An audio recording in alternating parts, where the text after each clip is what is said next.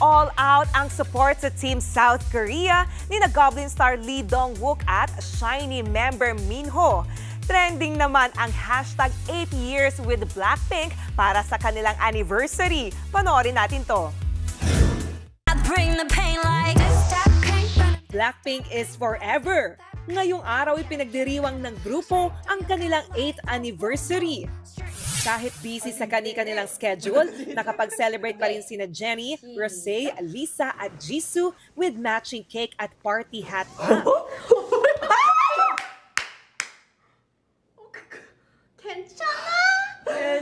Shinare yan ni Rosé sa kanyang IG story na may caption na, "See you soon, Blinks." Boombayah!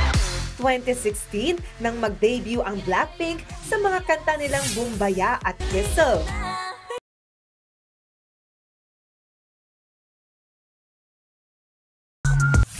May sari-sarili na rin silang record label para sa individual projects, pero active pa rin sila as a group sa ilalim ng YG Entertainment.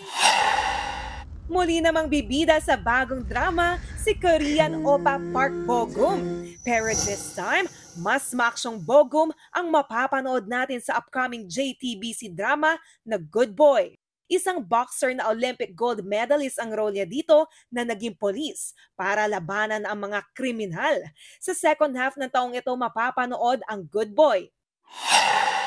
Speaking of Olympics, spotted naman magkasama sina Goblin star Lee Dong-wook at SHINee member Minho sa 2024 Paris Olympics. Proud nilang winagayway ang bandera ng South Korea habang nanonood ng mga laro. Nag-selfie rin doon ang dalawang Korean superstar. Inaasahang magiging star-studded din ang closing ceremony ng Paris Olympics sa August 11. Mga kapatid, Jania Lipon po, laging maging updated sa latest sa entertainment and lifestyle para maging una sa balitaan.